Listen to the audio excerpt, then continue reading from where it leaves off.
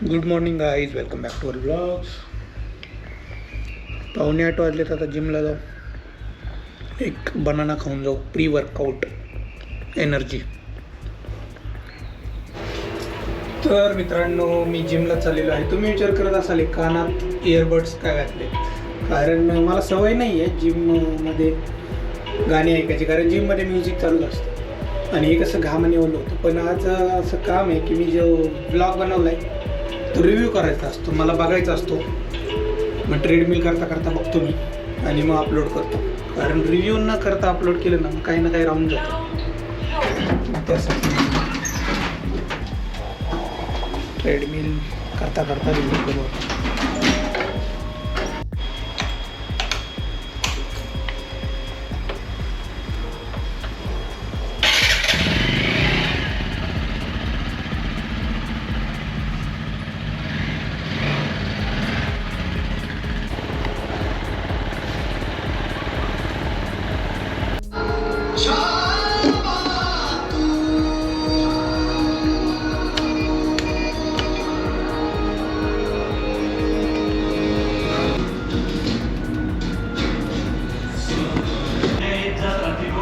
छत्रपती नावाचं वादळ या मातीत रोज घोंगावणार.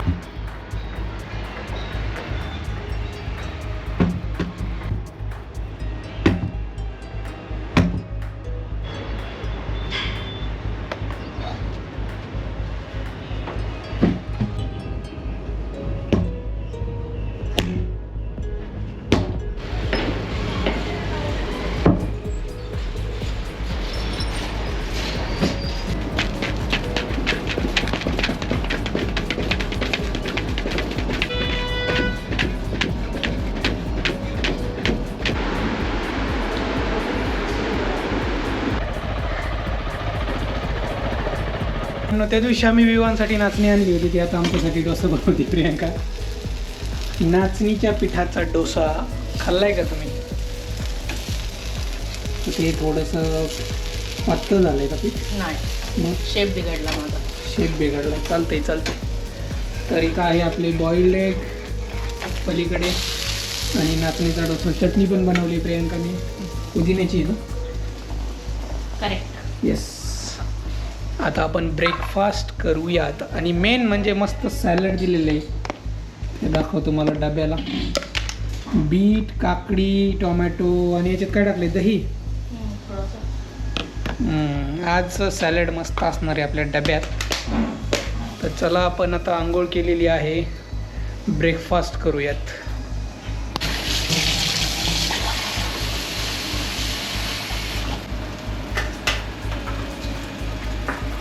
अंडी प्रोटीनसाठी चांगला असतो, तो पण एक खात जा प्रियांका. दिला तर खायला आता. एक तू खा, माझ्या प्लेटमध्ये एक मी खातो.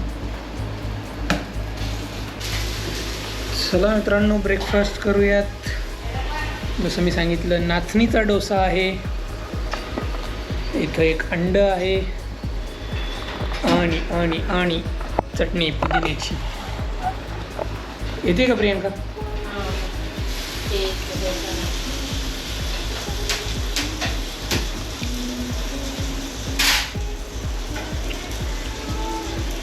मस्त झालाय. पुदिना करतात आहे ना आपल्या गॅलरीत आहे मित्रांनो पुदिन्याचं झाड. मित्रांनो, कलिंगड काही गोड नाही आहे, काल कापलेले आपण. त्याचा आता ज्यूस बनवू. गोड नसले की ज्यूस बनवायचे त्याचा. मला वाटतं प्रियांका ते ज्यूस सेंटर असते ते पण तसेच करत असतील. नाही, ज्यूस बनवलं ना तर ते गोड लागतं, पण असं तुम्ही खायला गेले ना एक एक पीस तर ते चांगलं नाही लागत.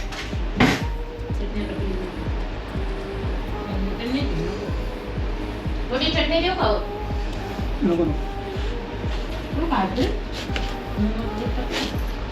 नको चटणी.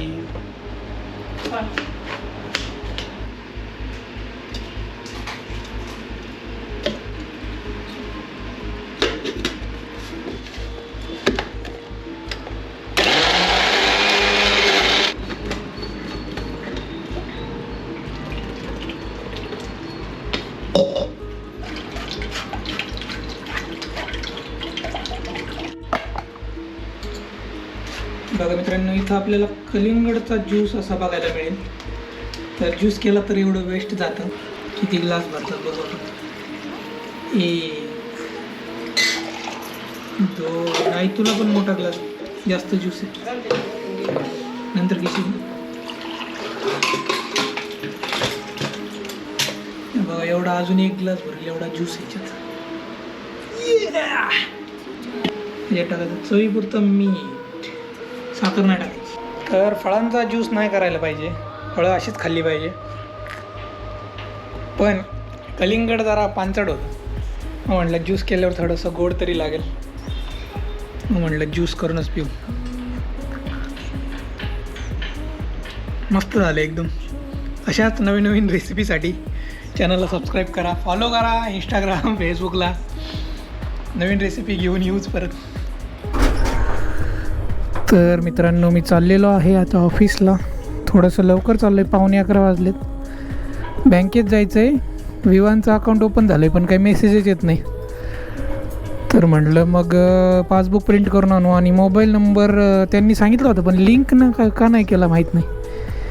मी बोललो आधी SBIची कामं अशी आहेत की तुम्ही एकदा जाऊन होत नाही, तर तुम्हाला सारखं सारखं जावंच लागेल.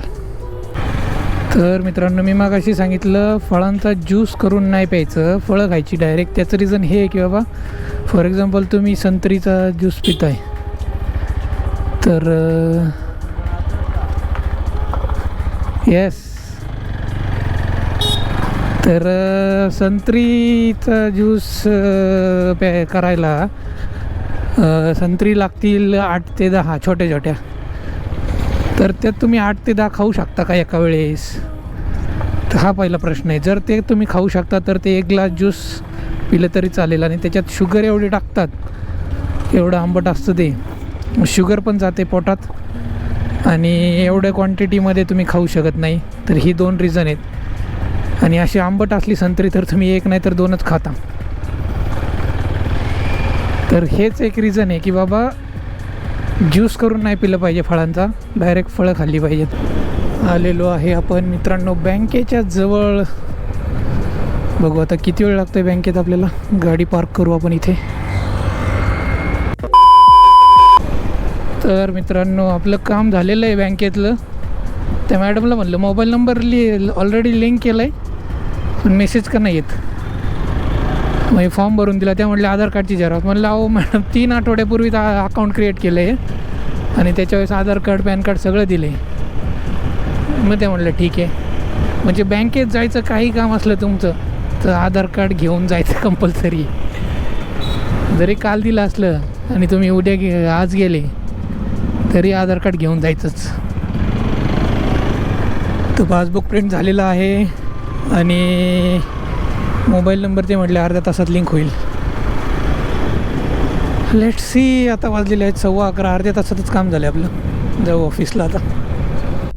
हे बघा, समोर चाललेली कॉमेट गाडी मस्त आहे यार, MGची.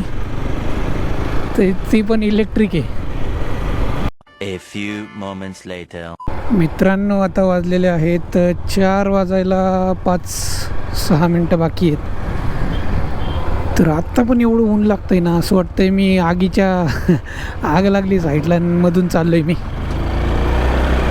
म्हणजे येताना पण ऊन, जाताना पण ऊन. आज ऑफिसमधले सगळे घरी गेले. मला बोर झालं, म्हटलं चला लवकर जाऊयात आज. नंतर 5:30ला कॉल आहे आपला, तर म्हटलं घरून करू.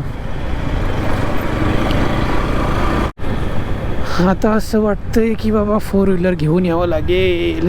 आम्हाला 3 दिवस ऑफिस कंपल्सरी केलं आहे, तर यावंच लागेल. यायला लागतंय, यायलाच लागतंय. भारी वाटते फॅन खाली आल्यावर. आणि आता वाजलेले आहेत 4 वाजता घरी पोचलोय मी 5 मिनिटात. मित्रांनो, माझं काम चाललंय. प्रियंका आणि आई स्वयंपाक बनवत आहेत तिकडं. हे बघा मित्रांनो, एकदम चमचमीत असं चिकन बनवलंय. चपाती आहे, कांदा, लिंबू. मस्तपैकी ताव मारू आता. तू पण थोड्या दिवसांनी ताव मार रे. माझे डोळे एकदम लाल झालेत. What I'm saying, no लाल होईल.